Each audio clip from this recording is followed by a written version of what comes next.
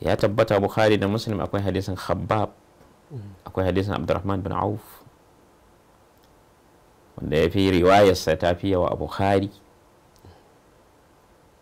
Khabbab da Abdurrahman duk suka ce mun yi hijira muna neman yaddan Allah da yaddan manzon Allah da ikhlasi da tsoron Allah, mun sadaukar da komai mun bashi don mu tsira da addininmu. Mun taho mun zo da akwai waɗanda Allah ya musu arziki, Allah ya musu wadata a Makka.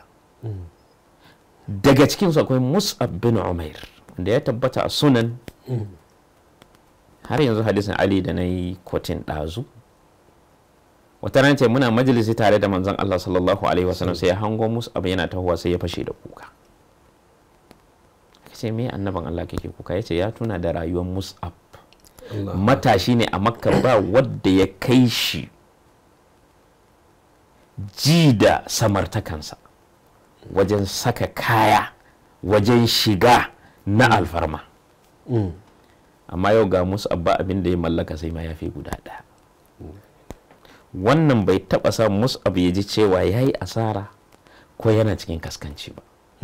To Khabbab a nan yana ba da labari ya ce mun yi hijira ire-iren wannan.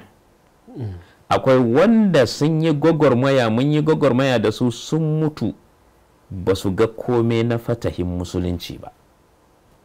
Su suka sha wahalar musulunci. Mun yi gwagwarmaya da su, an kashe su a fagen daga ko a Uhudu, irin su Mus'Ab da Hamza. Abdurrahman bin Auf da yake tunawa da wannan ya ce an zo Mus'Ab an kashe shi a yakin Uhudu, a samu abin da za a masa likafani ya gagara. Iya ma ya fi guda ɗaya mallaka wanda ba iya rufe jikinsa gaba ɗaya. An nema a cikin sabbin manzon Allah ko akwai tallafi da za a iya samu, babu.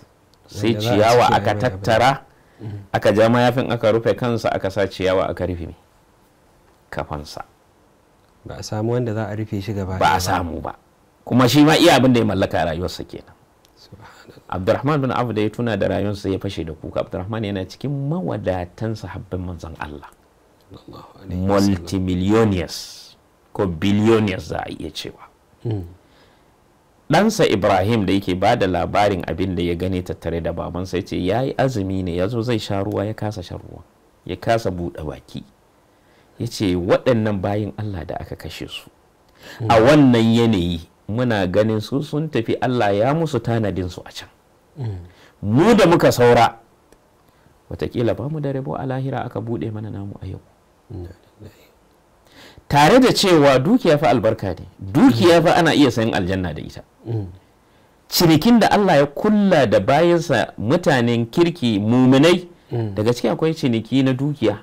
Inna Allah ashtara min almu'minina anfusahum wa amwalahum, aka biya su mai bi anna lahum aljanna. Haske mai ne ga gidan kowa, Afirka TV. TV3 tafarkin rayuwa.